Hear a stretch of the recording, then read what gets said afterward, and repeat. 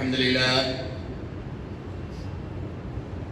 لله نحمده ونستعينه ونؤمن به ونتوكل عليه ونعوذ بالله من شرور أنفسنا ومن سيئات أعمالنا من يهده الله فلا مضل له ومن يضلله فلا هادي له وأشهد أن لا إله إلا الله وحده لا شريك له وأشهد أن سيدنا محمدا عبده ورسوله أرسله بالهدى ودين الحق ليظهره على الدين كله ولو كره المشركون أما بعد فإن أصدق الحديث كتاب الله وخير الهدي هدي محمد صلى الله عليه وسلم وشر الأمور محدثاتها وكل محدثة بدعة وكل بدعة ضلالة اللهم صل على محمد وعلى آل محمد كما صليت على إبراهيم وعلى آل إبراهيم وبارك على محمد وعلى آل محمد كما باركت على إبراهيم وعلى آل إبراهيم في العالمين إنك حميد مجيد. أيها الناس أوصيكم عباد الله وإياي بتقوى الله. أعوذ بالله من الشيطان الرجيم. بسم الله الرحمن الرحيم.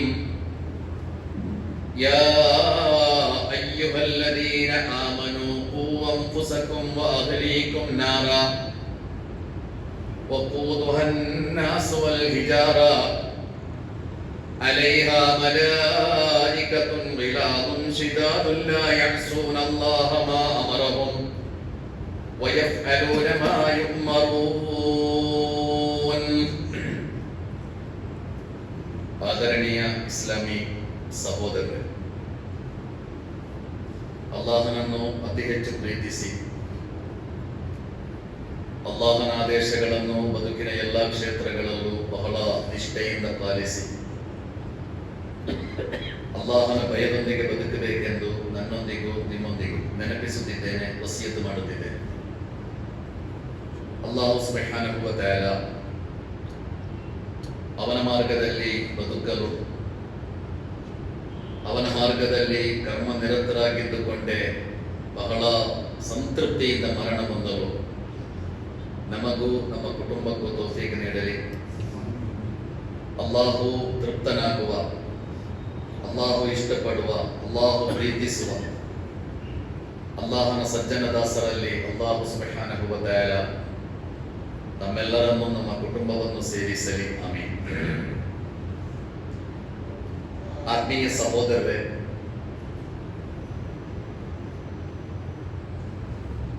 ಅಲ್ಲಾಹನ ಇಷ್ಟದಾಸರಾಗಿ ಬದುಕಬೇಕು ಎಂಬುದು ಸತ್ಯವಿಶ್ವಾಸಿಗಳೆಂಬ ನೆಲೆಯಲ್ಲಿ ನಮ್ಮ ಮೇಲಿರುವ ಬಹಳ ದೊಡ್ಡ ಜವಾಬ್ದಾರಿಯಾಗಿದೆ.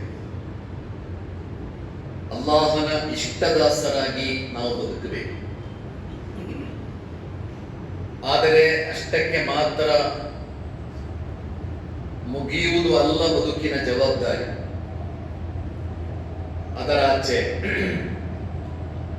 ನಮ್ಮ ಕುಟುಂಬವನ್ನು ನರಕಾಗ್ನಿಯಿಂದ ರಕ್ಷಿಸುವ, ಅವರನ್ನು ಸ್ವರ್ಗದ ಮಾರ್ಗದಲ್ಲಿ ಮುನ್ನಡೆಸುವ ಬಹಳ ದೊಡ್ಡ ಜವಾಬ್ದಾರಿಯು ನಮ್ಮೆಲ್ಲರ ಮೇಲೆ ಖಂಡಿತವಾಗಿಯೂ ಇದೆ. ಕೆಲವೊಮ್ಮೆ ನಾವು ಬಹಳ ಒಳ್ಳೆಯವರಾಗಿದ್ದೆವು, ಬದುಕಿನಲ್ಲಿ ಸತ್ಕರ್ಮಗಳೊಂದಿಗೆ ಬದುಕಿದವು. ಆದರೆ ನಮ್ಮ ಕುಟುಂಬದ ತರಬೇತಿಯ ಬಗ್ಗೆ ನಿರ್ಲಕ್ಷ್ಯ ತೋರಿದ ಕಾರಣಕ್ಕೆ, ಕುಟುಂಬದ ಸಂಸ್ಕರಣೆಯ ಬಗ್ಗೆ, ಕುಟುಂಬದ ಸಂಸ್ಕರಣೆಯನ್ನು ಪರಿಗಣಿಸದ ಕಾರಣಕ್ಕೆ ನಾವು ಸಜ್ಜನರಾಗಿದ್ದುಕೊಂಡು ನಮಗೆ ಸ್ವರ್ಗ ನಿರಾಕರಿಸಲ್ಪಡಬಹುದು ಎಂದಲ್ಲಾಹನ ಗ್ರಂಥ ಹೇಳಿಕೊಟ್ಟಿದೆ. ಯಾ ಅಯ್ಯುಹಲ್ಲದೀನ ಆಮನು, ಸತ್ಯವಿಶ್ವಾಸಿಗಳು, ಖೂ ಅನ್ಫುಸಕುಂ ವ ಅಹ್ಲೀಕುಂ ನಾರ, ನೀವು ನಿಮ್ಮನ್ನು ನಿಮ್ಮ ಕುಟುಂಬವನ್ನು ನರಕಾಗ್ನಿಯಿಂದ ರಕ್ಷಿಸಿಕೊಳ್ಳಿ.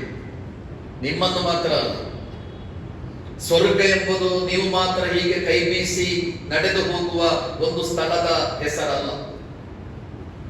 ಅದು ನೀವು ನಿಮ್ಮ ಕುಟುಂಬದೊಂದಿಗೆ ಹೋಗಬೇಕಾದ ಸ್ಥಳ. ಖೂ ಅನ್ಫುಸಕುಂ ವ ಅಹ್ಲೀಕುಂ ನಾರ, ನಿಮ್ಮನ್ನು ನಿಮ್ಮ ಕುಟುಂಬವನ್ನು ನೀವು ನರಕಾಗ್ನಿಯಿಂದ ರಕ್ಷಿಸಿಕೊಳ್ಳಿ. ವಕೂದುಹಾ ಅನ್ನಾಸು ವಲ್ ಹಿಜಾರ, ನರಕದಲ್ಲಿ ಉರಿಸಲ್ಪಡುವ ಇಂಧನಗಳು ಮನುಷ್ಯರು ಮತ್ತು ಕಲ್ಲುಗಳು. ಅಲೈಹಾ ಮಲಾಯಿಕತುನ್ ಗಿಲಾದುನ್ ಶಿದಾದ್, ನರಕವನ್ನು ಕಾಯುವ ಮಲಾಯಿಕತೆಗಳಿದ್ದಾರೆ. ಅವರೆಂತಹ ಮಲಕುಗಳು? ಅತ್ಯಂತ ಉಗ್ರರಾದ ಕಠೋರರಾದ ಮಲಕುಗಳು. ಅವರು ನಿಮ್ಮ ಮೇಲೆ ಕರುಣೆ ತೋರಲಿಕ್ಕೆ ಸಾಧ್ಯವೇ ಇಲ್ಲ. ಅವರಿಂದ ನಿಮಗೆ ಪ್ರೀತಿ ಸಿಗಲಿಕ್ಕೆ ಸಾಧ್ಯವೇ ಇಲ್ಲ. ಅವರು ನಿಮ್ಮ ಬಗ್ಗೆ ಯಾವ ಅಡ್ಜಸ್ಟ್ಮೆಂಟಿಗೂ ಸಿದ್ಧರಿಲ್ಲ. ಮಲಾಯಿಕತ್ತುಗಳು, ನರಕವನ್ನು ಕಾಯುವ ಮಲಾಯಿಕತ್ತುಗಳು ಬಹಳ ಉಗ್ರರು, ಬಹಳ ಕಠೋರವರು. ಲಾ ಯಸ್ಸುನ ಅಲ್ಲಾಹ ಮಾ ಅಮರಹುಂ, ಅವರು ಯಾಕೆ ಉಗ್ರರಂದರೆ ಅವರಿಗೆ ಅಲ್ಲಾಹು ಹಾಗೆ ಆದೇಶ ಕೊಟ್ಟಿದ್ದಾನೆ. ನರಕವನ್ನು ಕಾಯುವ ಮಲಾಯಿಕತ್ತುಗಳು ಹಾಗೆ ಇರಬೇಕು ಎಂಬುದು ಅಲ್ಲಾಹನ ಆದೇಶ. ಅಲ್ಲಾಹನ ಆದೇಶವನ್ನು ಅವರು ಉಲ್ಲಂಘಿಸುವವರಲ್ಲ. ವಯಫ್ಅಲೂನ ಮಾ ಯುಮರೂನ್, ಅಲ್ಲಾಹು ಅವರಿಗೆ ಯಾವುದು ಆದೇಶಿಸಿದ್ದಾನೋ ಅದನ್ನು ಅವರು ಖಂಡಿತ ಮಾಡುತ್ತಾರೆ. ಆದ್ದರಿಂದ ಅಲ್ಲಾಹನ ಕುರ್ಆನ್ ನಮ್ಮನ್ನು ಎಚ್ಚರಿಸಿರುವುದು, ನೀವು ನಿಮ್ಮನ್ನು ಮಾತ್ರ ಅಲ್ಲ, ನಿಮ್ಮ ಕುಟುಂಬವನ್ನು ನರಕಾಗ್ನಿಯಿಂದ ರಕ್ಷಿಸಿಕೊಳ್ಳಬೇಕು. ನಿಮ್ಮ ಕುಟುಂಬದ ತರಬೇತಿ ಮತ್ತು ಸಂಸ್ಕರಣೆಯ ಜವಾಬ್ದಾರಿ ನೀವು ವಹಿಸಿಲ್ಲ ಎಂದಾದರೆ, ಅದಕ್ಕೆ ನೀವು ಪರಿಗಣನೆ ಕೊಡಲಿಲ್ಲ ಎಂದಾದರೆ, ನೀವು ಸಜ್ಜನರಾಗಿದ್ದುಕೊಂಡು ನಿಮಗೆ ಸ್ವರ್ಗ ಪ್ರವೇಶ ಸಾಧ್ಯ ಇಲ್ಲ. ಸಹೋದರರೇ, ನಾವೆಲ್ಲ ಈ ಬದುಕಿನಲ್ಲಿ ಸಂಪಾದಿಸುವ ಅತಿ ದೊಡ್ಡ ಸಂಪಾದನೆ ಯಾವುದು? ಅಥವಾ ನಾಳೆ ಮರಣ ಹೊಂದುವ, ನಾಳೆ ಈ ಜಗತ್ತನ್ನು ಬಿಟ್ಟು ಹೋಗುವಾಗ ನಾವು ಈ ಜಗತ್ತಿನಲ್ಲಿ ಬಿಟ್ಟು ಹೋಗುವ ಅತ್ಯಂತ ಬೆಲೆ ಬಾಳುವ ಅಸೆಟ್ ಯಾವುದು? ನೀವು ಈ ಜಗತ್ತಿನಲ್ಲಿ ಸಂಪಾದಿಸಬಹುದಾದ ಅತಿ ದೊಡ್ಡ ಸಂಪಾದನೆ ವಲದುನ್ ಸ್ವಾಲಿಹುನ್ ಯದ್ഉ ಲಹು ಯದಲ್ಲಾಹನ ಪ್ರವಾದಿ ಕಲಿಸಿಕೊಟ್ಟು. ನಿಮ್ಮ ಬದುಕಿನಲ್ಲಿ ನೀವು ಸಂಪಾದಿಸಬಹುದಾದ ಅತಿ ದೊಡ್ಡ ಸಂಪಾದನೆ, ನಾಳೆ ಈ ಜಗತ್ತನ್ನು ಬಿಟ್ಟು ಹೋಗುವಾಗ ನೀವು ಈ ಜಗತ್ತಿನಲ್ಲಿ ಬಿಟ್ಟು ಹೋಗುವ ಅತ್ಯಂತ ಬೆಲೆ ಬಾಳುವ ಆಸ್ತಿ, ಅಸೆಟ್, ವಲದುನ್ ಸ್ವಾಲಿಹುನ್ ಯದ್ഉ ಲಹು, ನಿಮಗಾಗಿ ಪ್ರಾರ್ಥಿಸುವ ಮಕ್ಕಳು ಎಂದಲ್ಲಾಹನ ಪ್ರವಾದಿ ಹೇಳಿದರು. ನಿಮಗಾಗಿ ಪ್ರಾರ್ಥಿಸುವ ಮಕ್ಕಳು ನಿಮಗೆ ಇರಬೇಕು. ನಿಮ್ಮ ಮರಣದ ನಂತರ ನಿಮ್ಮನ್ನು ಮರೆತು ಬಿಡದ ನಿಮಗಾಗಿ ಪ್ರಾರ್ಥಿಸುವ ಮಕ್ಕಳು ನಿಮಗೆ ಇರುವುದಾದರೆ ಅದು ನೀವು ಈ ಬದುಕಿನಲ್ಲಿ ಸಂಪಾದಿಸುವ ಅತಿ ದೊಡ್ಡ ಸಂಪಾದನೆ. ನೀವು ಈ ಜಗತ್ತಿನಲ್ಲಿ ಬಿಟ್ಟು ಹೋಗುವ ಅತ್ಯಂತ ಶ್ರೇಷ್ಠವಾದ ಅಸೆಟ್ ಅದು. ವಲದುನ್ ಸ್ವಾಲಿಹುನ್ ಯದ್ഉ ಲಹು, ನಿಮಗಾಗಿ ಪ್ರಾರ್ಥಿಸುವ ಮಕ್ಕಳು ನಿಮಗೆ ಇರುವುದು. ಸಹೋದರರೇ, ನಮ್ಮ ಮಕ್ಕಳು ಸ್ವಾಲಿಹೀನ್ಗಳಾಗಬೇಕು ಎಂಬುದು ಬದುಕಿನ ಬಹಳ ದೊಡ್ಡ ಟಾರ್ಗೆಟ್ ಆಗಿರಬೇಕು. ನಮ್ಮ ಮಕ್ಕಳ ಬಗ್ಗೆ ನಾವೆಲ್ಲ ಅಹಂಕಾರ ತೋರುತ್ತೇವೆ. ನನ್ನ ಮಗ ಡಾಕ್ಟರ್, ನನ್ನ ಮಗಳು ಡಾಕ್ಟರ್, ನನ್ನ ಮಗ ಇಂಜಿನಿಯರ್, ನನ್ನ ಮಗಳು ಇಂಜಿನಿಯರ್, ನನ್ನ ಮಗ ಬಹಳ ದೊಡ್ಡ ಬಿಸ್ನೆಸ್ ಮ್ಯಾನ್. ಹೀಗೆ ನಾವು ನಮ್ಮ ಮಕ್ಕಳ ಬಗ್ಗೆ ಒಂದು ರೀತಿಯ ಅಹಂಕಾರ ತೋರುವುದಿದೆ. ನಾವೆಲ್ಲ ಖಂಡಿತ ನಮ್ಮ ಮಕ್ಕಳನ್ನು ಡಾಕ್ಟರ್ಗಳನ್ನಾಗಿ ಮಾಡಲಿಕ್ಕೆ, ನಮ್ಮ ಮಕ್ಕಳನ್ನು ಎಂಜಿನಿಯರ್ಗಳನ್ನಾಗಿ ಮಾಡಲಿಕ್ಕೆ, ನಮ್ಮ ಮಕ್ಕಳನ್ನು ಬಹಳ ದೊಡ್ಡ ದೊಡ್ಡ ವ್ಯಕ್ತಿಗಳನ್ನಾಗಿ ಮಾಡಲಿಕ್ಕೆ ಏನೆಲ್ಲ ಅಗತ್ಯವೋ ಅದೆಲ್ಲವನ್ನು ಮಾಡಬೇಕು, ಖಂಡಿತ ಮಾಡಬೇಕು. ನಮ್ಮ ಮಕ್ಕಳು ಒಳ್ಳೆಯ ಡಾಕ್ಟರ್ಸ್ಗಳಾಗಬೇಕು, ಒಳ್ಳೆಯ ಇಂಜಿನಿಯರ್ಸ್ಗಳಾಗಬೇಕು, ಅವರು ಒಳ್ಳೆಯ ಅಡ್ವೊಕೇಟ್ಸ್ಗಳಾಗಬೇಕು, ಒಳ್ಳೆಯ ಲೀಡರ್ಸ್ಗಳಾಗಬೇಕು. ಇದೆಲ್ಲ ಮಾಡಲೇಬೇಕಾದ ಕೆಲಸ. ಆದರೆ ನಿಮ್ಮ ಟಾರ್ಗೆಟ್ ಏನು? ನಿಮ್ಮ ಟಾರ್ಗೆಟ್ ಯಾವುದೆಂದರೆ ನನ್ನ ಮಗ ನನ್ನ ಮರಣದ ನಂತರ ನನಗಾಗಿ ಪ್ರಾರ್ಥಿಸುವ ಮಗ ಆಗಬೇಕು. ಟಾರ್ಗೆಟ್ ಅದು. ನನ್ನ ಮರಣದ ನಂತರ ನನ್ನ ಮಗ ನನಗಾಗಿ ದುವಾ ಮಾಡುವ ಮಗ ಆಗಬೇಕು. ನನ್ನ ಮರಣದ ನಂತರ ನನಗಾಗಿ ಪ್ರಾರ್ಥಿಸುವ ಮಗಳಾಗಬೇಕು ನನ್ನ ಮಗಳು. ನಾಳೆ ನಾನು ಮರಣ ಹೊಂದಿದರೆ ನನ್ನ ಮಯ್ಯತ್ ನಮಾಜಿಗೆ ಇಮಾಮತ್ ನಿಲ್ಲುವವನಾಗಬೇಕು ನನ್ನ ಮಗ. ಸಹೋದರರೇ, ನಮ್ಮ ಟಾರ್ಗೆಟ್ ಅದು. ನಮ್ಮ ಟಾರ್ಗೆಟ್ ಅದಾಗಿರಬೇಕು. ಅದಕ್ಕೆ ನಿಮ್ಮ ಮಕ್ಕಳು ಸ್ವಾಲಿಹೀನ್ಗಳಾಗಬೇಕು ಎಂದು ಅಲ್ಲಾಹನ ಕುರ್ಆನ್ ನಮಗೆ ಕಲಿಸಿಕೊಡುತ್ತದೆ. ಮಕ್ಕಳು ಸ್ವಾಲಿಹೀನ್ಗಳಾಗಬೇಕು. ಮಕ್ಕಳು ಹೇಗೆ ಸ್ವಾಲಿಹೀನ್ಗಳಾಗುವುದು? ಮಕ್ಕಳು ಸ್ವಾಲಿಹೀನ್ಗಳಾಗಲಿಕ್ಕೆ, ಮಕ್ಕಳು ಸಜ್ಜನರಲಾಗಲಿಕ್ಕೆ ಕುರ್ಆನ್ನಲ್ಲಿ ಮತ್ತು ಹದೀಸಿನಲ್ಲಿ ಧಾರಾಳ ಮಾರ್ಗದರ್ಶನಗಳನ್ನು ತಿಳಿಸಿಕೊಡಲಾಗಿದೆ.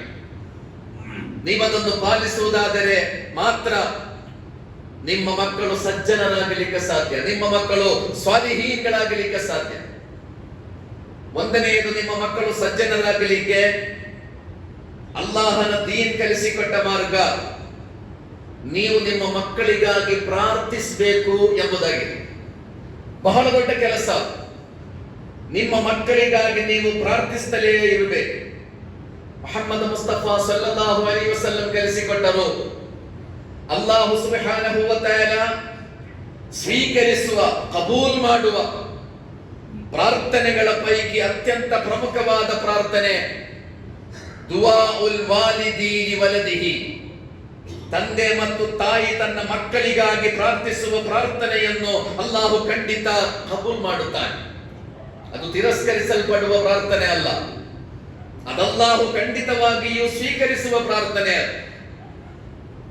ಅಲ್ಲಾಹು ಸ್ವೀಕರಿಸ್ತಾನೆ ಎಂದು ಮಾತ್ರ ಅಲ್ಲ, ಅಲ್ಲಾಹು ಬಹಳ ಬೇಗ ಸ್ವೀಕರಿಸ್ತಾನೆ ಎಂದು ಅಲ್ಲಾಹನ ಪ್ರವಾದಿ ಹೇಳಿದರು.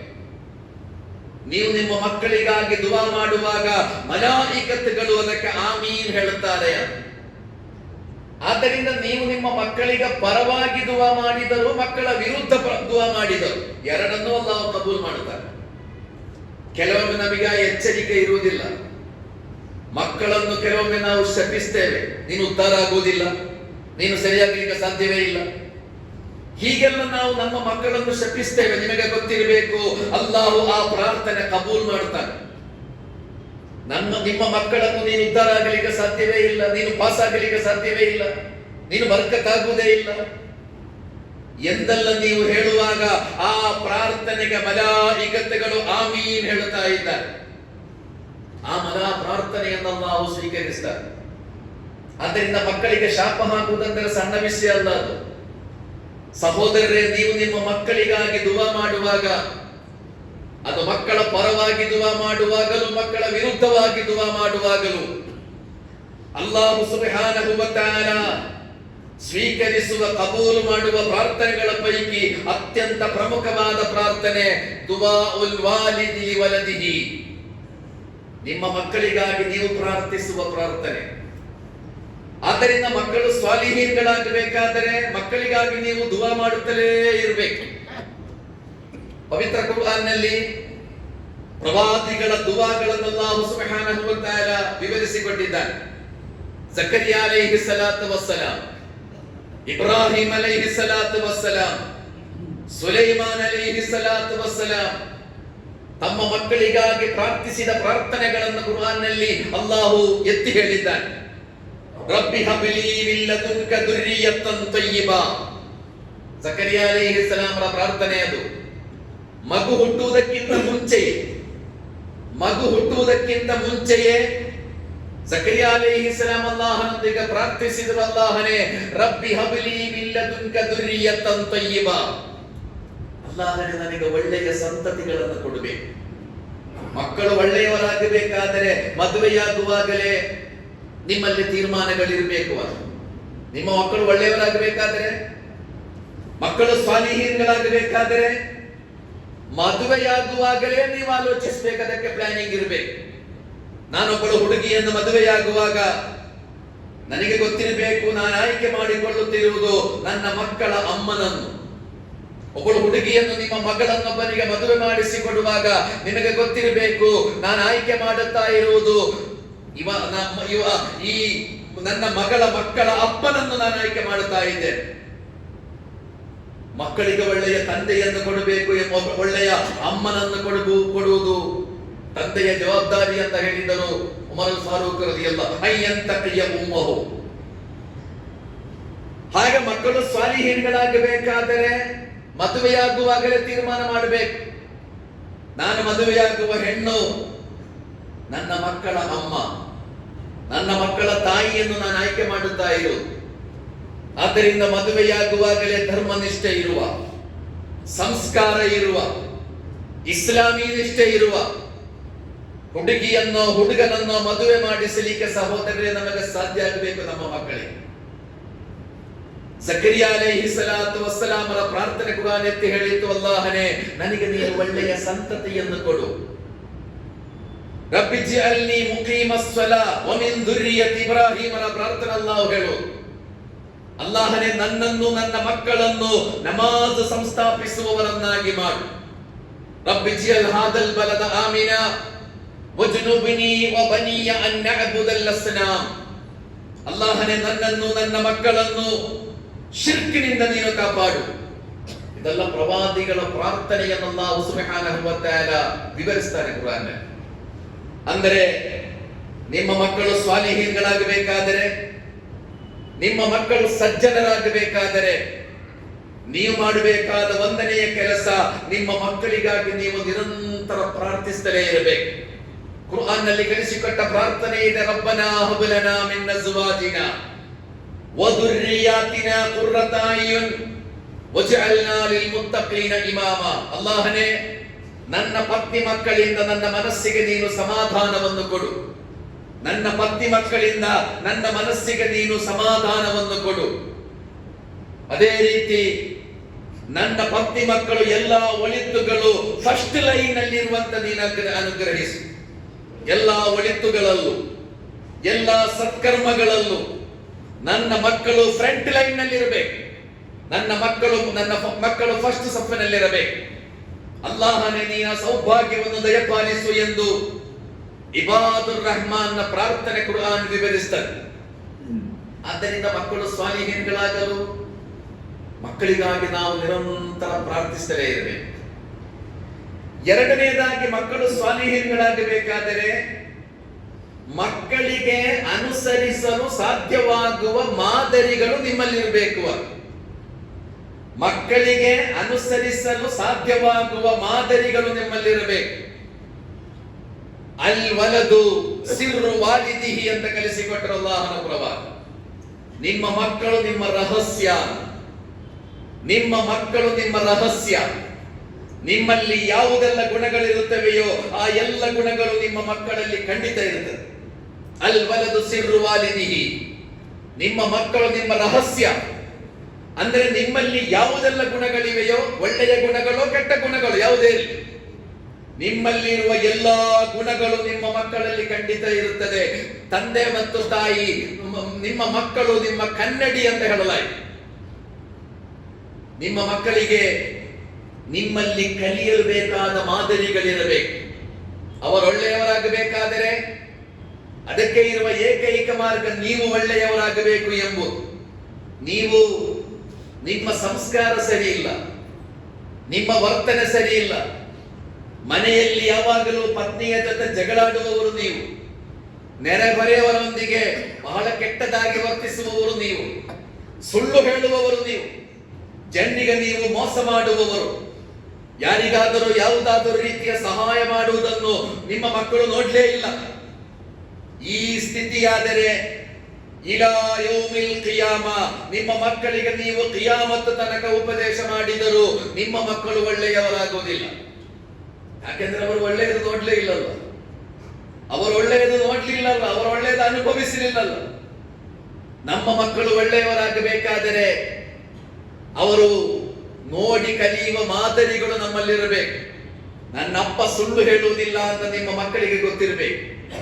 ನನ್ನಪ್ಪ ನೆರೆಮನೆಯವರೊಂದಿಗೆ ಎಷ್ಟು ಒಳ್ಳೆಯ ವರ್ತನೆ, ನನ್ನಪ್ಪ ಜನರಿಗೆ ಯಾವ ರೀತಿ ಸಹಾಯ ಮಾಡುತ್ತಾರೆ, ಯಾವುದೆಲ್ಲ ರೀತಿಯಲ್ಲಿ ದಾನ ಧರ್ಮಗಳನ್ನು ಮಾಡುವ ಮನುಷ್ಯ, ನನ್ನ ತಂದೆ ಎಷ್ಟು ಒಳ್ಳೆಯ ವ್ಯಕ್ತಿ, ನನ್ನಮ್ಮ ಎಷ್ಟು ಒಳ್ಳೆಯವಳು.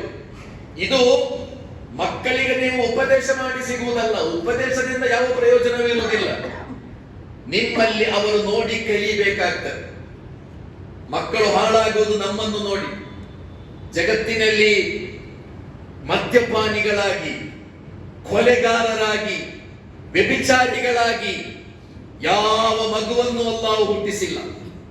ಈ ಜಗತ್ತಿಗೆ ಬರುವ ಯಾವ ಮಗು ಕೊಲೆಗಾರನಾಗಿ ಬರುವುದಿಲ್ಲ. ಅತ್ಯಾಚಾರಿಯಾಗಿ, ಮದ್ಯಪಾನಿಯಾಗಿ ಜಗತ್ತಿನಲ್ಲಿ ಯಾವ ಮಗು ಹುಟ್ಟಲಿಲ್ಲ. ಕುಲ್ಲು ಮೌಲೂದಿನ್ ಯೂಲದು ಅಲಲ್ ಫಿತ್ರ, ಅಲ್ಲಾಹನ ಪ್ರವಾದಿ ಹೇಳಿದರು. ಜಗತ್ತಿನಲ್ಲಿ ಹುಟ್ಟುವ ಪ್ರತಿಯೊಂದು ಮಗುವು ಶುದ್ಧ ಪ್ರಕೃತಿಯಲ್ಲಿ ಮಾತ್ರ ಹುಟ್ಟಿ ಬರುತ್ತದೆ. ಬ್ಯಾಡ್ ಬಾಯ್ ಮತ್ತು ಬ್ಯಾಡ್ ಗರ್ಲ್ ಜಗತ್ತಿನಲ್ಲಿ ಹುಟ್ಟುವುದೇ ಇಲ್ಲ.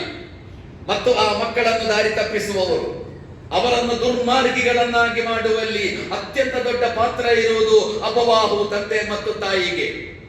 ತಂದೆ ಮತ್ತು ತಾಯಿಯ ವರ್ತನೆ, ನಿಮ್ಮ ಸ್ವಭಾವ, ನಿಮ್ಮ ಚಾರಿತ್ರ್ಯ, ನಿಮ್ಮ ಸಂಸ್ಕಾರ, ಅದನ್ನು ನೋಡಿ ಅನುಭವಿಸಿ ಕಲಿಯುವ ಮಕ್ಕಳು ದಾರಿ ತಪ್ಪುತ್ತಾರೆ.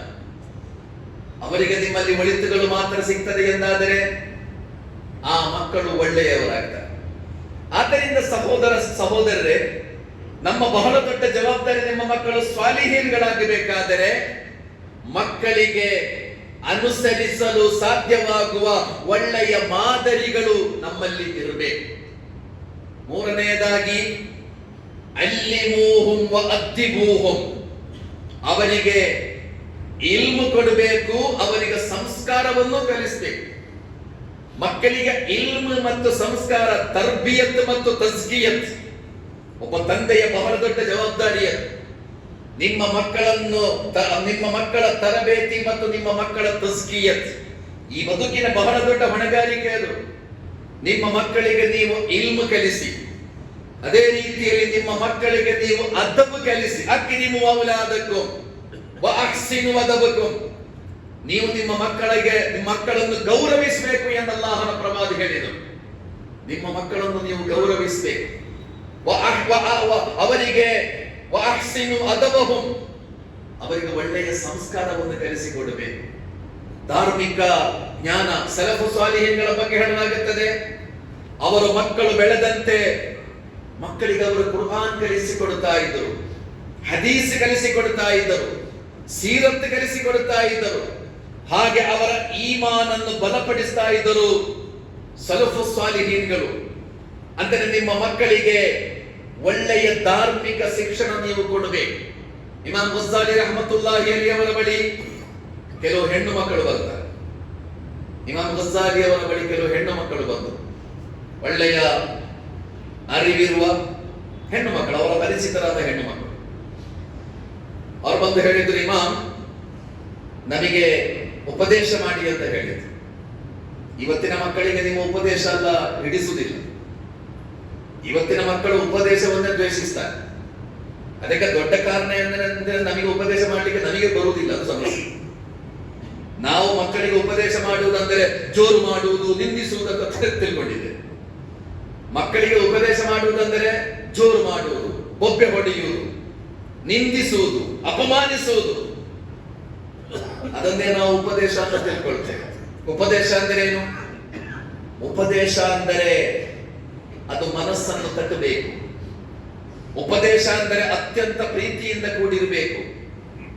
ಉಪದೇಶ ಅಂದ್ರೆ ನಿಮ್ಮ ಮಕ್ಕಳಲ್ಲಿ ಪಾಸಿಟಿವ್ ಎನರ್ಜಿ ಉಂಟು ಮಾಡಬೇಕು. ಅದಕ್ಕೆ ಉಪದೇಶ ಅಂತ ಹೇಳು. ಆ ಉಪದೇಶ ನೀವು ಮಕ್ಕಳಿಗೆ ಕೊಡುವಾಗ ಮಕ್ಕಳು ಆ ಉಪದೇಶವನ್ನು ಗೌರವಿಸ್ತಾರೆ. ನೀವು ನಿಂದಿಸುವುದಾದರೆ, ಬೊಬ್ಬೆ ಹೊಡೆಯುವುದಾದರೆ ಯಾವ ಮಕ್ಕಳು ಅದನ್ನು ಇಷ್ಟಪಡುವುದಿಲ್ಲ ಎಂದು ಮಾತ್ರ ಅಲ್ಲ, ಅವರು ನಿಮ್ಮನ್ನು ದ್ವೇಷಿಸ್ತಾರೆ. ಇರ್ಲಿ, ಇಮಾಮ್ ಗಜ್ಜಾಲಿ ರಹಮತುಲ್ಲಾಹಿ ಅಲೈಹಿ ಅವರ ಬಳಿ ಕೆಲವು ಹೆಣ್ಣು ಮಕ್ಕಳು ಬಂದು, ಇಮಾಮ್ ನಮಗೆ ಉಪದೇಶ ಮಾಡಿ. ಇಮಾಮ್ ಗಜ್ಜಾಲಿ ಉಪದೇಶ ಮಾಡುತ್ತಾರೆ. ಇಮಾಮ್ ಗಜ್ಜಾಲಿ ಕೊಡುವ ಉಪದೇಶ, ಮಕ್ಕಳೇ ನೀವೆಲ್ಲ ಒಳ್ಳೆಯ ಅರಿವು ಇರುವವರು, ಎಜುಕೇಶನ್ ಇರುವವರು ಮಕ್ಕಳೇ. ಆದರೆ ನಿಮ್ಮ ಎಜುಕೇಶನ್ಗೆ ನಾನು ಕೊಡುವ ಮಾರ್ಕ್ 0 ಅಂತ ಹೇಳಿದ್ರು, 0. ಎಲ್ಲ ಆಧುನಿಕ ಲೌಕಿಕ ಭೌತಿಕ ಶಿಕ್ಷಣ ಪಡೆದವರು. ನಿಮ್ಮ ಈ ಎಜುಕೇಶನ್ಗೆ ನಾನು ಕೊಡುವ ಮಾರ್ಕ್ 0, 0. ಇಮಾಮ್ ಗಜ್ಜಾಲಿ ಎರಡನೆಯದಾಗಿ ಹೇಳಿದ್ರು, ಮಕ್ಕಳೇ ನೀವೆಲ್ಲ ಬಹಳ ಸುಂದರಿಗಳು, ಒಳ್ಳೆಯ ಸೌಂದರ್ಯ ಇದೆ ನಿಮಗೆಲ್ಲ. ನಿಮ್ಮ ಸೌಂದರ್ಯಕ್ಕೂ ನಾನು ಕೊಡುವ ಮಾರ್ಕ್ 0. ಈಗ 2-0 ಆಯ್ತು. ನೀವೆಲ್ಲ ಸಂಪತ್ತಿರುವವರು ಮಕ್ಕಳೇ, ಒಳ್ಳೆಯ ಕುಟುಂಬದಿಂದ ಬಂದು ಒಳ್ಳೆಯ ಸಂಪತ್ತಿರುವವರು. ನಿಮ್ಮ ಸಂಪತ್ತಿಗೂ ನಾನು ಕೊಡುವ ಮಾರ್ಕ್ 0. ಈಗ 3-0 ಆಯ್ತು. ನಂತರ ಇಮಾಮ್ ಗಜ್ಜಾಲಿ ಹೇಳಿದ್ರು, ನಿಮ್ಮ ಧರ್ಮನಿಷ್ಠೆಗೆ, ನಿಮ್ಮ ಧಾರ್ಮಿಕ ಶಿಕ್ಷಣಕ್ಕೆ ನಾನು 1 ಮಾರ್ಕ್ ಕೊಡುತ್ತೇನೆ. ನಾನು 1 ಮಾರ್ಕ್ ಕೊಡುತ್ತೇನೆ. ಆದರೆ ಆ 1 ನಾನು ಹಾಕುವುದು ಎಡಭಾಗ, ಈ 0ಗಳ ಎಡಭಾಗದಲ್ಲಿ ಆ 1 ನಾನು ಬರೆಯುತ್ತೇನೆ. ಹಾಗೇನಾಯ್ತು? 0-0-0. ಅದಕ್ಕೆ ಒಂದು ಸೇರಿಸುವುದು ಲೆಫ್ಟ್ ಸೈಡ್ ಅಲ್ಲಿ 1,000 ಆಯ್ತು. 1,000 ಆಯ್ತು. ಇಮಾಮ್ ಗಜ್ಜಾಲಿ ಕೊಡುವ ಉಪದೇಶ ಎಷ್ಟು ಮನೋಹರವಾದದ್ದು ಅಂದರೆ, ನಿಮ್ಮ ನಾಲೆಜ್ಗೆ, ನಿಮ್ಮ ಸಂಪತ್ತಿಗೆ, ನಿಮ್ಮ ಸೌಂದರ್ಯಕ್ಕೆ ಬೆಲೆ ಬರುವುದು ಯಾವಾಗ ಅಂತ ಕೇಳಿದ್ರೆ ಆ 1 ಸೇರಿದ್ರೆ, ಇಲ್ಲ ಅಂದ್ರೆ 0 ಇದು. ಧರ್ಮನಿಷ್ಠೆ ನಿಮಗಿಲ್ಲ ಎಂದಾದರೆ, ಧಾರ್ಮಿಕ ಶಿಕ್ಷಣ ನಿಮಗಿಲ್ಲ ಎಂದಾದರೆ, ಬೇರೆ ಯಾವುದು ಇದ್ದು 0. ಅದಕ್ಕೆಲ್ಲ ಬೆಲೆ ಬರಬೇಕಾದರೆ ಇದಿರ್ಬೇಕು. ನಿಮ್ಮ ಧರ್ಮನಿಷ್ಠೆ, ಧರ್ಮಜ್ಞಾನ ನಿಮಗಿರುವಾಗ ಈ 0ಗಳಿಗೆ ಬೆಲೆ ಬರುತ್ತದೆ. ಇಲ್ಲ ಅಂದ್ರೆ 0ಕ್ಕೆ ಬೆಲೆ ಇಲ್ಲ. ಆ 0ಗಳಿಗೆ ಬೆಲೆ ಬರುವುದು ಅದಕ್ಕೆ ಅದರ ಎದುರಿನಲ್ಲಿ 1 ಸೇರಿದಾಗ. ಸಹೋದರ ಇಮಾಮ್ ಗಜ್ಜಾಲಿ ಕೊಟ್ಟ ಬಹಳ ದೊಡ್ಡ ಉಪದೇಶ. ಅಂದರೆ ನಿಮ್ಮ ಮಕ್ಕಳಿಗೆ ನೀವು ಇಸ್ಲಾಂ ಅನ್ನು ಕಲಿಸಬೇಕು. ನಿಮ್ಮ ಮಕ್ಕಳನ್ನು ಹಾಫಿಜ್ಗಳನ್ನಾಗಿ ಮಾಡಲಿಕ್ಕೆ ಪ್ರಯತ್ನ ಪಡಬೇಕು. ನಾವಲ್ಲ, ನನ್ನ ಮಕ್ಕಳು ಹದೀಸ್ ಕಲಿಬೇಕು. ಇದೆಲ್ಲ ಮಕ್ಕಳನ್ನು ಸ್ವಾಲಿಹೀನ್ಗಳನ್ನಾಗಿ ಮಾಡಲಿಕ್ಕೆ ಇರುವ ದಾರಿಗಳು. ಅದೇ ರೀತಿ ನಿಮ್ಮ ಮಕ್ಕಳು ಸ್ವಾಲಿಹೀನ್ಗಳಾಗಬೇಕಾದರೆ ಮನ್ಉಲ್ ಫಸಾದಿ ವಲ್ ಮುನ್ಕರ್, ಕೆಡುಕುಗಳಿಂದ ಅವರನ್ನು ತಡಿಬೇಕು. ಕೆಡುಕುಗಳಿಂದ ಅವರನ್ನು ತಡಿಬೇಕು. ಯಾರೋ ಹೇಳಿದ್ರು, ನಿಮ್ಮ ಮಗನನ್ನು ಸ್ವಲ್ಪ ಜಾಗ್ರತೆ ಮಾಡಿಕೊಳ್ಳಿ, ಅವನ ಸಹವಾಸ ಅಷ್ಟು ಸರಿ ಇಲ್ಲ ಅಂತ ಯಾರು ಹೇಳಿದ್ರೆ ನಮಗೇನಾಗ್ತದೆ? ನನ್ನ ಮಗ ಹಾಗೆ ಅಲ್ಲ ಅಂತ ಕೋಪ ಮಾಡ್ತೇವೆ. ನನ್ನ ಮಗ ಹಾಗೆ ಸಾಧ್ಯವೇ ಇಲ್ಲ. ಯಾರ ಮಕ್ಕಳು ಏನು ಆಗ್ಬೋದು ಇವತ್ತಿನ ಕಾಲದಲ್ಲಿ ಯಾರಿಗೂ ಗ್ಯಾರಂಟಿ ಬೇಡ. ಯಾರ ಮಕ್ಕಳು ಏನು ಆಗಬಹುದು ಇವತ್ತಿನ ಸಾಮಾಜಿಕ ವ್ಯವಸ್ಥೆಯಲ್ಲಿ. ಆದ್ದರಿಂದ ಸ್ಕೂಲ್ನಲ್ಲಿ ಅಧ್ಯಾಪಕರು, ಉಸ್ತಾದ್ಗಳು ಅಥವಾ ಯಾರೋ ನಿಮ್ಮ ಮಕ್ಕಳನ್ನು ಸ್ವಲ್ಪ ಕೇರ್ ಮಾಡಿಕೊಳ್ಳಿ, ಅಭ್ಯಾಸ ಸರಿ ಇಲ್ಲ ಅಂತ ಹೇಳಿದ್ರೆ ಸಹೋದರರೇ ಅದನ್ನು ಕಡೆಗಣಿಸಬೇಡಿ, ಅದನ್ನು ಪರಿಗಣಿಸಬೇಕು. ಮಕ್ಕಳಲ್ಲಿ ಏನಾದರೂ ಕೆಡುಕುಗಳು ಕಂಡರೆ ಕೂಡಲೇ ತಿದ್ದಬೇಕು. ಮನೆಗಳಲ್ಲಿ ಕೆಡುಕುಗಳಿರಬಾರದು. ಮನೆಗಳಲ್ಲಿ ಯಾವುದಾದರೂ ಕೆಡುಕುಗಳಿದ್ದರೆ ಅದನ್ನು ಆ ಕೂಡಲೇ ತಡೆಯಬೇಕು. ತಡೆಯದಿದ್ದರೆ ಮತ್ತೆ ಆ ಕೆಡುಕುಗಳು ಬೆಳೆಯುತ್ತದೆ. ಕೆಲವೊಮ್ಮೆ ಮನೆಯಲ್ಲಿ ನಮಗೆ ಯಾವ ಕಂಟ್ರೋಲ್ ಇರುವುದಿಲ್ಲ, ಎಲ್ಲಾ ಕಂಟ್ರೋಲ್ ಇರುವುದು ಮಹಿಳೆಯರಿಗೆ. ಟಿವಿಯ ರಿಮೋಟು ಅವರ ಕೈಯಲ್ಲೇ, ಎಲ್ಲೋ ನಡೆಯುವುದು ಮಹಿಳೆಯರು ಮತ್ತು ಮಕ್ಕಳ ತೀರ್ಮಾನದಂತೆ. ಅಲ್ಲ, ಯಾಕೆ ಹೀಗೆ ಅಂತ ಕೇಳಿದ್ರೆ ಮಹಿಳೆಯರು ಕೇಳ್ಬೇಕಲ್ಲ ಅಂತ ಹೇಳುವವರಿದ್ದಾರೆ. ಅಲ್ಲ, ಯಾಕೆ ನಿಮ್ಮ ಮದುವೆಯಲ್ಲಿ ಇಷ್ಟೆಲ್ಲ ಅನಾಚಾರಗಳು? ಅಲ್ಲ, ಮಹಿಳೆಯರು ಕೇಳ್ಬೇಕಲ್ಲ. ಅಂದ್ರೆ ನಿಮಗೆ ಯಾವ ಕಂಟ್ರೋಲು ಇಲ್ಲ ಅಲ್ಲಿ. ಸಹೋದರರೇ, ಈ ಸ್ಥಿತಿ ಖಂಡಿತ ಬರಬಾರದು. ಅಂದ್ರೆ ನಮ್ಮ ಮನೆಗಳೆಲ್ಲ ಪೊಲೀಸ್ ಸ್ಟೇಷನ್ ಆಗಬೇಕು ಅಂತ ನಾನು ಹೇಳ್ತಾ ಇರುವುದಲ್ಲ. ನಮ್ಮ ಮನೆಗಳು ಪೊಲೀಸ್ ಸ್ಟೇಷನ್ ಆಗಬೇಕು ಅಂತಲ್ಲ. ನಮ್ಮ ಮನೆಗಳು ಸಂತೋಷದ, ಸಂಭ್ರಮದ ಕೇಂದ್ರಗಳಾಗಬೇಕು. ಅಲ್ಲಾಹನ ಪ್ರವಾದಿಯ ಬಗ್ಗೆ ಹೇಳುವುದು, ಅಲ್ಲಾಹನ ಪ್ರವಾದಿ ಮನೆಯಲ್ಲಿದ್ದರೆ ಮನೆ ತುಂಬ ಜನರಿದ್ದಂತೆ, ಮನೆ ತುಂಬ ಜನರಿದ್ದಂತಹ ಸಂತೋಷ, ಸಂಭ್ರಮ ಅಲ್ಲಾಹನ ಪ್ರವಾದಿ ಮನೆಯಲ್ಲಿರುವಾಗ. ನಮ್ಮ ಮನೆಯೆಲ್ಲ ಹಾಗಿರ್ಬೇಕು. ನಾವು ನಮ್ಮ ಮನೆಯಲ್ಲಿದ್ದರೆ ನಮ್ಮ ಮನೆ ಸಂತೋಷ, ಸಂಭ್ರಮದಿಂದ ಕೂಡಿರ್ಬೇಕು. ಆದರೆ ಅಲ್ಲಿ ಅನಿಸ್ಲಾಮಿಕವಾದದ್ದು ಯಾವುದು ಇರಬಾರದು. ಯಾವುದಾದರೂ ಅನಿಸ್ಲಾಮಿಕವಾದದ್ದು, ಇಸ್ಲಾಮೇತರವಾದದ್ದು ಯಾವುದಾದರೂ ಇರುವುದಾದರೆ ಖಂಡಿತ ನೀವು ಅದನ್ನು ತಡೆಯಬೇಕು, ಖಂಡಿತ ತಡೆಯಬೇಕು. ಅದೇ ರೀತಿ ಮಕ್ಕಳು ಸಜ್ಜನರಾಗಲು ಅಲ್ಲಾಹನ ದೀನ ಕಲಿಸಿಕೊಟ್ಟ ಮಾರ್ಗ ಮಜಾಲಸತು ಸ್ವಾಲಿಹೀನ್. ನಿಮ್ಮ ಮಕ್ಕಳು ಸಜ್ಜನರೊಂದಿಗೆ ಸೇರಬೇಕು. ಕುರ್ಆನ್ನಲ್ಲಿ ವಕೂನು ಮಅ ಸ್ವಾಲಿಹೀನ್ ಅಂತ ಹೇಳಲಾಯಿತು. ನೀವು ಯಾವಾಗಲೂ ಸಜ್ಜನರ ಜೊತೆ ಇರಬೇಕು. ನೀವು ಯಾವಾಗಲೂ ಒಳ್ಳೆಯ ಜನರ ಜೊತೆ ಇರಬೇಕು. ಅಲ್ ಮರು ಅಲಾ ದೀನಿ ಖಲೀಲಿಹಿ ಅಂತ ಹೇಳಿದ್ರು ಅಲ್ಲಾಹನ ಪ್ರವಾದಿ. ಒಬ್ಬ ವ್ಯಕ್ತಿ ಅವನ ಜೊತೆಗಾರನ ದೀನ್ನಲ್ಲಿ ಇರ್ತಾನೆ. ನಿಮ್ಮ ಜೊತೆಗಾರರು ನಿಮ್ಮ ಫ್ರೆಂಡ್ ಸರ್ಕಲ್ ಹೇಗೋ ಹಾಗೆ ನೀವು ಇರ್ತೀರಿ. ಲಾ ತಸ್ಅಲ್ ಅನಿಲ್ ಮರ್ಇ ವಸಲ್ ಅನ್ ಖಲೀಲಿಹಿ. ನನ್ನ ಬಗ್ಗೆ ನಿಮಗೇನಾದರೂ ಮಾಹಿತಿ ಬೇಕಾದರೆ ನನ್ನ ಬಗ್ಗೆ ನೀವು ಕೇಳಬೇಡಿ, ನನ್ನ ಫ್ರೆಂಡ್ಸ್ಗಳ ಬಗ್ಗೆ ಕೇಳಿ. ನನ್ನ ಬಗ್ಗೆ ನಿಮಗೆ ಏನಾದರೂ ಮಾಹಿತಿಗಳು ಬೇಕಾದರೆ ಒಂದು ಊರಿನಲ್ಲಿ ಹೋಗಿ, ಮಂಗಳೂರಿಗೆ ಹೋಗಿ, ನನ್ನ ಫ್ರೆಂಡ್ಸ್ಗಳು ಯಾರು ಅಂತ ನೀವು ನೋಡಿದರೆ ಸಾಕಾಗಿ ಗೊತ್ತಾಗ್ತದೆ. ನನ್ನ ಫ್ರೆಂಡ್ಸ್ಗಳು ಒಳ್ಳೆಯವರೋ, ಖಂಡಿತ ನಾನು ಒಬ್ಬ ಒಳ್ಳೆಯ ಮನುಷ್ಯ. ನನ್ನ ಫ್ರೆಂಡ್ಸ್ಗಳೆಲ್ಲ ದಗಲ್ಬಾಜಿಗಳು, ಕಳ್ಳರು, ಮೋಸಗಾರರು, ಆಗ ನೀವು ತಿಳ್ಕೊಳ್ಳಿ ನಾನು ಅಂತವನೆಂತ ತಿಳ್ಕೊಳ್ಳಿ. ಅಲ್ ಮರು ಅಲಾ ದೀನಿ ಖಲೀಲಿಹಿ, ಪ್ರತಿಯೊಬ್ಬರು ಅವನ ಜೊತೆಗಾರನ ದೀನ್ನಲ್ಲಿರುತ್ತಾನೆ. ಆದ್ದರಿಂದ ನಮ್ಮ ಮಕ್ಕಳಿಗೆ ಒಳ್ಳೆಯ ಸಹವಾಸ ಇರಬೇಕು. ನಮ್ಮ ಮಕ್ಕಳು ಒಳ್ಳೆಯ ಸಂಘಟನೆಯಲ್ಲಿರಬೇಕು, ಒಳ್ಳೆಯ ಸಂಘಟನೆಯಲ್ಲಿರಬೇಕು.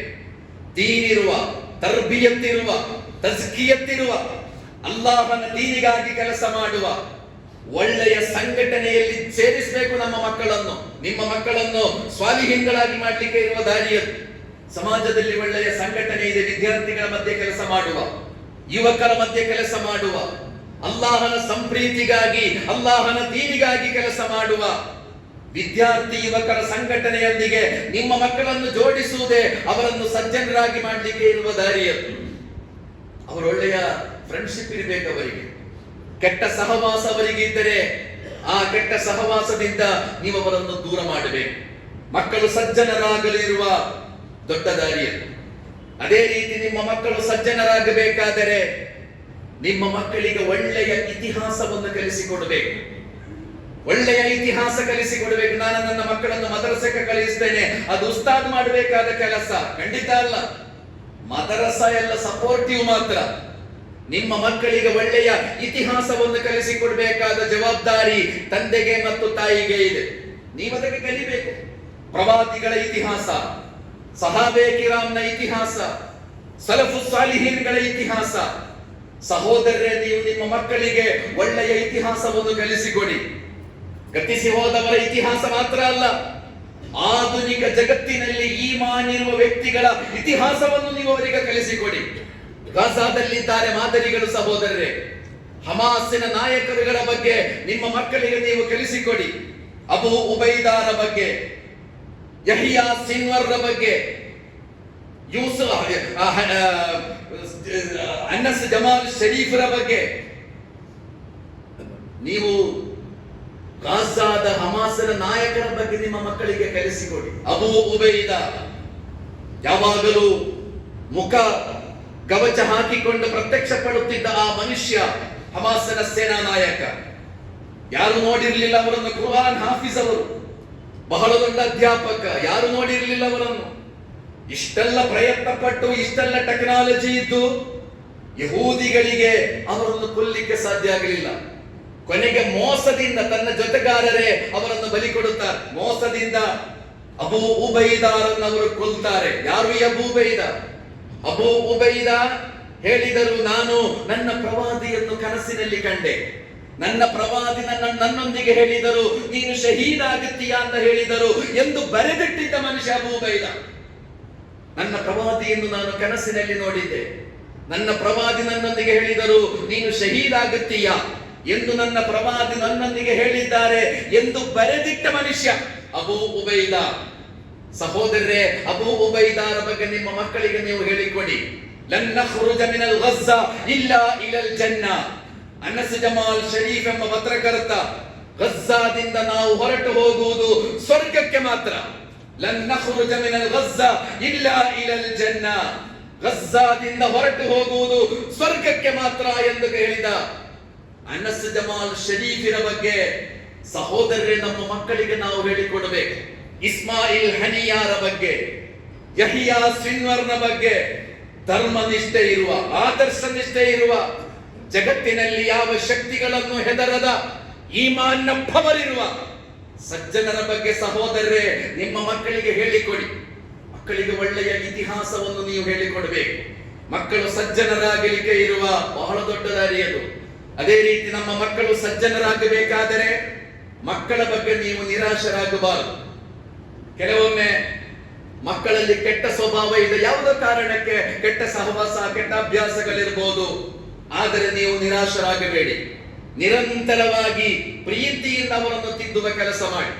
ನೂಹ್ ಅಲೈಹಿ ಸಲಾತು ವಸ್ಸಲಾಂ ತನ್ನ ಮಗನನ್ನು ತಿದ್ದುವುದಕ್ಕಾಗಿ 950 ವರ್ಷಗಳವರೆಗೂ ಪ್ರಯತ್ನ ಪಟ್ಟರು. ತನ್ನ ಮಗನನ್ನು ಸುಧಾರಿಸುವುದಕ್ಕೆ, ತನ್ನ ಮಗನನ್ನು ತಿದ್ದುವುದಕ್ಕೆ 950 ವರ್ಷ ಪ್ರಯತ್ನ ಪಟ್ಟು ಒಬ್ಬ ಮಗ ಸುಧಾರಣೆ ಆಗಲಿಲ್ಲ. ಆದರೆ ನೂಹ್ ಅಲೈಹಿಸ್ಸಲಾಂ ನಿರಾಶನಾಗಿರಲಿಲ್ಲ. ಕೊನೆಗೆ ಆ ಹಡಗು ರೆಡಿ ಮಾಡಿ, ಹಡಗಿನಲ್ಲಿ ಯಾರೆಲ್ಲ ಇರುತ್ತಾರೋ ಅವರೆಲ್ಲ ಸುರಕ್ಷಿತರು ಎಂದು ಹೇಳಲಾಯಿತು. ಆ ಸಂದರ್ಭದಲ್ಲೂ ಯಾ ಬನಿಯ ಇರ್ಕಮ್ ಮಯನ ಅಂತ ಹೇಳಿದರು ನೂಹ್ ಅಲೈಹಿಸ್ಸಲಾತು ವಸ್ಸಲಾಂ. ಮಗನೇ, ಇದರಲ್ಲಿ ಏರು, ನೀನು ಈ ಹಡಗಿನಲ್ಲಿ ಹತ್ತು ಬಿಡು, ನೀನು ಪಾರಾಗುತ್ತೀಯಾ ಅಂತ ಹೇಳಿದರು. ಅವ ಹೇಳಿದ, ನಾನು ಹೋಗಿ ಪರ್ವತದಲ್ಲಿ ಕೂತ್ಕೊಳ್ತೇನೆ, ಅಲ್ಲಿಗೆ ನೀರು ಬರುವುದಿಲ್ಲ. ನಾನು ಹೋಗಿ ಪರ್ವತದ ಟಾಪ್ನಲ್ಲಿ ಕೂತ್ಕೊಳ್ತೇನೆ, ಅಲ್ಲಿಗೆ ನೀರು ಬರುವುದಿಲ್ಲ. ನಿಮ್ಮ ಈ ಹಡಗಿನಲ್ಲಿ ನಾನು ಬರುವುದಿಲ್ಲ. ಆ ಸಂದರ್ಭದಲ್ಲಿ ನಾವು ಹೇಳುವುದು, ಇನ್ನಹು ಲೈಸ ಮಿನ್ ಅಹ್ಲಿಕ್. ನೂಹ್ ಅವ ನಿನ್ನ ಮಗ ಅಲ್ಲ, ನಿನ್ನ ಸಂತಾನ ಅಲ್ಲ, ಅದು ಕೆಟ್ಟು ಹೋಗಿದೆ ಅಂತ ನಾವು ಹೇಳುವುದು ಆ ಸಂದರ್ಭದಲ್ಲಿ. ಅಂದ್ರೆ ಮಕ್ಕಳ ಬಗ್ಗೆ ನಿರಾಶೆ ಇರಬಾರದು. ಮಕ್ಕಳು ತಪ್ಪು ಮಾಡುವಾಗ ಕೋಪದಿಂದ, ಹತಾಶರಾಗಿ, ನಿರಾಶರಾಗಿ, ಶಾಪ ಹಾಕಿ ಹಾಗೆಲ್ಲ ಬಹಳ ಸಹನೆಯಿಂದ ನಿರಾಶರಾಗದೆ ಮಕ್ಕಳ ತರಬೇತಿ ಮತ್ತು ಸಂಸ್ಕರಣೆ ಮತ್ತು ದುವಾ ಇದು ಮಾಡುತ್ತಲೇ ಇರಬೇಕು. ಅದೇ ರೀತಿ ನಮ್ಮ ಬಹಳ ದೊಡ್ಡ ಜವಾಬ್ದಾರಿ ಮಕ್ಕಳಿಗೆ ನಮಾಜ್ ಆದೇಶಿಸಬೇಕು ಎಂಬುದು. ಇಸ್ಮಾಯಿಲ್ ಅಲೈಹಿಸ್ಸಲಾತು ವಸ್ಸಲಾಮರ ಬಗ್ಗೆ ಕುರ್ಆನ್ ಹೇಳುವುದು, ವಕಾನ ಯಅಮುರು ಅಹ್ಲಹು ಬಿಸ್ಸಲಾ. ಇಸ್ಮಾಯಿಲರ ಬಗ್ಗೆ ಅಲ್ಲಾಹ್ ಹೇಳುವುದು, ಇಸ್ಮಾಯಿಲ್ ತನ್ನ ಕುಟುಂಬಕ್ಕೆ ನಮಾಜ್ ಆದೇಶಿಸ್ತಾ ಇದ್ದರು. ನಮ್ಮ ಮಕ್ಕಳಿಗೆ ನಾವು ನಮಾಜನ್ನು ಉಪದೇಶಿಸಬೇಕು. ನಮ್ಮ ಮಕ್ಕಳು ನಮಾಜ್ ಮಾಡುವವರಾಗಬೇಕು. ಅಬ್ದುಲ್ಲಾಹ್ ಇಬ್ನ್ ಮಸ್ಊದ್ ರಲಿಯಲ್ಲಾಹು ಅನ್ಹು ಹೇಳಿದರು, ಅಲ್ಲಾಹನ ಪ್ರವಾದಿ ನನ್ನ ಮನೆಗೆ ಬಂದರೆ ಮಗ ಎಲ್ಲಿ ಅಂತ ಪ್ರಶ್ನಿಸ್ತಾರೆ. ಮಗ ನಿದ್ದೆ ಮಾಡಿದ್ದಾನೆ ಅಂತ ನಾನು ಹೇಳಿದ್ರೆ ಅವ ನಮಾಜ್ ಮಾಡಿದ್ದಾನ ಅಂತ ಅಲ್ಲಾಹನ ಪ್ರವಾದಿ ಪ್ರಶ್ನಿಸ್ತಾರೆ. ಮಗ ನಿದ್ದೆ ಮಾಡಿದ್ದಾನೆ ಅಂತ ಹೇಳಿದ್ರೆ ಅವ ನಮಾಜ್ ಮಾಡಿದ್ದಾನೋ ಎಂದು ಅಲ್ಲಾಹನ ಪ್ರವಾದಿ ಪ್ರಶ್ನಿಸ್ತಾರೆ. ಸಹೋದರರೇ, ನಮ್ಮ ಬಹಳ ದೊಡ್ಡ ಜವಾಬ್ದಾರಿ ಮಕ್ಕಳಿಗೆ ನಮಾಜನ್ನು ಉಪದೇಶಿಸಬೇಕು ಎಂಬುದು. ಬೆಳಿಗ್ಗೆ ಜಮಾಅತಿಗೆ ಹೋಗುವಾಗ ಮಕ್ಕಳನ್ನು ಎಬ್ಬಿಸಬೇಕಾದ ಜವಾಬ್ದಾರಿ ನಮ್ಮ ಮೇಲಿದೆ. ನೀವು ಮಾತ್ರ ಮಸೀದಿಗೆ ಹೋಗುವುದಲ್ಲ, ನೀವು ಮಾತ್ರ ಮಸೀದಿಗೆ ಹೋಗಬೇಕಾದವರಲ್ಲ. ನಿಮ್ಮ ಮಕ್ಕಳನ್ನು, ನಿಮ್ಮ ಮನೆಯವರನ್ನು ಎಬ್ಬಿಸುವ ಜವಾಬ್ದಾರಿ ನಾವೇ ನಿದ್ದೆ ಮಾಡುವುದಂತಾರೆ ಅಲ್ಲ, ನಾವೇ ನಿದ್ದೆ ಮಾಡುವುದು ಮತ್ತೆ ಎಬ್ಬಿಸುವುದು. ಈ ಉಮ್ಮತ್ತಿನ ಸಂಸ್ಕಾರ ಅಲ್ಲಾಹನ ಪ್ರವಾದಿ ಕಲಿಸಿಕೊಟ್ಟದ್ದು ಬೆಳಿಗ್ಗೆ ಬೇಗ ಏಳುವ ಸಮುದಾಯ. ಅಲ್ಲಾಹನ ಮಲಾಯಿಕತ್ತುಗಳ ಪ್ರಾರ್ಥನೆ ಸಿಗುವ ಕೆಲವರನ್ನೆಲ್ಲ ಅಲ್ಲಾಹನ ಪ್ರವಾದಿ ವಿವರಿಸಿಕೊಟ್ಟಿದ್ದಾರೆ. ಅದರಲ್ಲಿ ಒಂದು, ಬೆಳಿಗ್ಗೆ ಬೇಗ ಏಳುವವರಿಗೆ ಅಲ್ಲಾಹನ ಮಲಾಯಿಕತ್ತುಗಳು ಪ್ರಾರ್ಥಿಸ್ತಾರೆ. ಈ ಉಮ್ಮತ್ತಿಗೆ ಬರಕತ್ತಿರುವುದು ಅದರ ಪ್ರಭಾತದಲ್ಲಿ. ನಿಮ್ಮ ಆಯುಷ್ಯ, ನಿಮ್ಮ ಆರೋಗ್ಯ, ನಿಮ್ಮ ಸಂಪತ್ತು, ನಿಮ್ಮ ಮಕ್ಕಳು, ಇದರೆಲ್ಲ ಬರಕತ್ತಿರಬೇಕಾದರೆ ನೀವು ಫಜರಿಗೆ ಜಮಾಅತ್ತಿನಲ್ಲಿ ಭಾಗವಹಿಸುವವರಾಗಬೇಕು. ನಿಜವಾಗಿ ಈ ಉಮ್ಮತ್ತಿನ ಮಸೀದಿಗಳಲ್ಲಿ ಅತಿ ಹೆಚ್ಚು ಜನರಿರಬೇಕಾದದ್ದು ಜುಮಾ ನಮಾಜಿಗೆ ಅಲ್ಲ, ಸುಬಹಿ ನಮಾಜಿಗೆ. ಯಾಕೆಂದರೆ ಜುಮಾ ನಮಾಜಿನಲ್ಲಿ ಎಲ್ಲರೂ ಊರಿನಲ್ಲಿ ಇರುವುದಿಲ್ಲಲ್ಲ. ಜುಮಾದ ಸಮಯದಲ್ಲಿ ಎಲ್ಲರೂ ಊರಿನಲ್ಲಿ ಇರುವುದಿಲ್ಲ. ಕೆಲವರು ಕಾಲೇಜಿಗೆ ಹೋಗಿರುತ್ತಾರೆ, ಕೆಲವರು ವ್ಯಾಪಾರದ ನಿಮಿತ್ತ ಇಲ್ಲಿಗೆ ಹೊರಗೆ ಹೋಗಿರುತ್ತಾರೆ. ಎಲ್ಲರೂ ಊರಲ್ಲಿ ಇರುವುದಿಲ್ಲ. ಆದರೆ ಫಜರಿಗೆ ಈ ಉಮ್ಮತ್ತಿನ ಪ್ರತಿಯೊಬ್ಬರ ಮನೆಯಲ್ಲಿ ಇರ್ತಾರೆ. ಆದ್ದರಿಂದಲೇ ಈ ಉಮ್ಮತ್ತಿನ ಮಸೀದಿಗಳಲ್ಲಿ ಅತಿ ಹೆಚ್ಚು ಜನರಿರಬೇಕಾದದ್ದು ಜುಮಾ ನಮಾಜಿಗೆ ಅಲ್ಲ, ಫಜ್ರ್ ನಮಾಜಿಗೆ. ಈ ಉಮ್ಮತ್ತಿನ ಸಂಸ್ಕಾರ ಫಜ್ರಿಗೆ ಬೇಗ ಏಳುವವರು, ಬೇಗ ಏಳುವವರಿಗೆ ಬರಕತ್ತಿದೆ ಎಂದು ಅಲ್ಲಾಹನ ಪ್ರವಾದಿ ಸಲ್ಲಲ್ಲಾಹು ಅಲೈಹಿ ವಸಲ್ಲಂ ಕಲಿಸಿ. ಇಮಾಮ್ ಶಾಫಿ ಹೇಳಿದರು, ಒಂದು ಇಸ್ಲಾಮಿ ಆಡಳಿತ ಸೆನ್ಸಸ್ ಮಾಡುವುದಾದರೆ, ಜನಗಣತಿ ಮಾಡುವುದಾದರೆ ಮುಸ್ಲಿಮರ ಆ ಕಾಲಂನಲ್ಲಿ ಸೇರಿಸಬೇಕಾದದ್ದು ಫಜ್ರ್ ನಮಾಜಿನಲ್ಲಿ ಭಾಗವಹಿಸುವವರನ್ನು ಮಾತ್ರ. ಎಷ್ಟು ದೊಡ್ಡ ವಿಷಯ ಇದು. ಒಂದು ಸೆನ್ಸಸ್ ಮಾಡುವುದಾದರೆ ಇಸ್ಲಾಮಿ ಗವರ್ಮೆಂಟ್ ಅದರಲ್ಲಿ ಮುಸ್ಲಿಂ ಎಂಬ ಕಾಲಂನಲ್ಲಿ ಸೇರಿಸಬೇಕಾದದ್ದು ಫಜ್ರ್ ನಮಾಜಿನ ಜಮಾಅತ್ನಲ್ಲಿ ಭಾಗವಹಿಸುವವರನ್ನು ಮಾತ್ರ. ಅವರಿಗೆ ಮಾತ್ರ ಮುಸ್ಲಿಂ ಅಂತ ಹೇಳಿಕೊಳ್ಳುವ ಅರ್ಹತೆ ಇರು. ಯಾವಾಗಲೇ 8 ಗಂಟೆಗೆ 9 ಗಂಟೆಗೆ ಏಳುವವನಿಗೆ ಮುಸ್ಲಿಂ ಎಂದು ಹೇಳಿಕೊಳ್ಳುವ ಯಾವ ಅರ್ಹತೆಯೂ ಇಲ್ಲ. ಆದ್ದರಿಂದ ಸಹೋದರರೇ, ಈ ಉಮ್ಮತ್ತು ಬೆಳಿಗ್ಗೆ ಬೇಗ ಏಳುವ ಸಮುದಾಯ ಆಗಬೇಕು. ಅದರಲ್ಲಿ ಬರಕತ್ತಿದೆ. ಅವರಿಗಾಗಿ ಅಲ್ಲಾಹನ ಮಲಾಯಿಕತ್ತುಗಳು ಪ್ರಾರ್ಥಿಸ್ತಾರೆ. ಆದ್ದರಿಂದ ಬೆಳಿಗ್ಗೆ ನಾವು ಬೇಗ ಏಳಬೇಕು ಎಂದು ಮಾತ್ರ ಅಲ್ಲ, ನಮಾಜಿಗಾಗಿ ನಿಮ್ಮ ಮಕ್ಕಳನ್ನು ಎಬ್ಬಿಸಬೇಕು. ಅಲ್ಲಾಹನು ರಾತ್ರಿ 2 ಗಂಟೆ ತನಕ ಓದುತ್ತಾ ಕೂತಿದ್ದ, ಅವನಿಗೆ ನಾಳೆ ಎಕ್ಸಾಮ್ ಇದೆ. ಇದು ಯಾವುದು ಕಾರಣ ಆಗಬಾರದು ಫಜ್ರಿಗೆ ಎಬ್ಬಿಸದೇ ಇರ್ಲಿಕ್ಕೆ. ಇದು ಯಾವುದು ರೀಸನ್ ಅಲ್ಲ. ಅಲ್ಲಾಹನ ಗ್ರಂಥ ಹೇಳಿದ್ದು ವಕಾನ ಯೌಮುರು ಅಹ್ಲಹು ಬಿಸ್ಸಲಾ. ಒಬ್ಬ ತಂದೆಯ ಒಬ್ಬ ತಾಯಿಯ ಜವಾಬ್ದಾರಿ ಮಕ್ಕಳಿಗೆ ನಿರಂತರವಾಗಿ ನಮಾಜನ್ನು ಆದೇಶಿಸ್ತಾ ಇರಬೇಕು. ನಮಾಜಿನ ಬಗ್ಗೆ ಉಪದೇಶ ಮಾಡುತ್ತಲೇ ಇರಬೇಕು. ಅವರ ನಮಾಜಿನ ಬಗ್ಗೆ ನೀವು ಅವರನ್ನು ಎಚ್ಚರಿಸುತ್ತಲೇ ಇರಬೇಕು. ಹೀಗೆ ಈ ಎಲ್ಲ ಮಾರ್ಗಗಳ ಮೂಲಕ ವಲದುನ್ ಸಾಲಿಹುನ್ ಯದ್ಉ ಲಹು, ಈ ಜಗತ್ತಿನಲ್ಲಿ ನಾವು ಬಿಟ್ಟು ಹೋಗುವ ಅತ್ಯಂತ ದೊಡ್ಡ ಆಸ್ತಿ ಅಥವಾ ಈ ಬದುಕಿನಲ್ಲಿ ನಾವು ಸಂಪಾದಿಸುವ ಅತಿ ದೊಡ್ಡ ಸಂಪಾದನೆ ಯಾವುದೆಂದರೆ ವಲದುನ್ ಸಾಲಿಹುನ್ ಯದ್ಉ ಲಹು, ನಮಗಾಗಿ ಪ್ರಾರ್ಥಿಸುವ ಮಕ್ಕಳಿರುವುದು. ನಮ್ಮ ಮರಣದ ನಂತರ ನಮಗಾಗಿ ಪ್ರಾರ್ಥಿಸುವ ಮಕ್ಕಳಿರುವುದಾದರೆ ಸಹೋದರರೇ, ಅದು ಈ ಬದುಕಿನ ಸೌಭಾಗ್ಯವಾಗಿದೆ.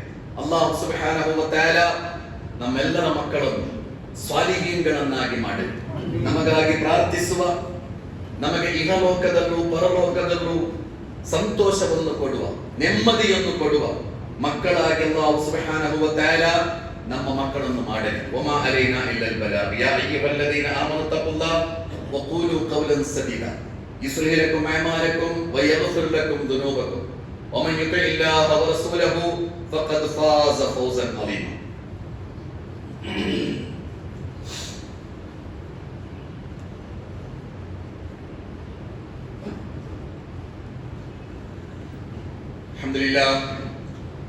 الحمد لله الكريم المعبود واشهد ان لا اله الا الله الرحيم المحمود صلى الله على سيدنا محمد وعلى اله وصحبه وسلم.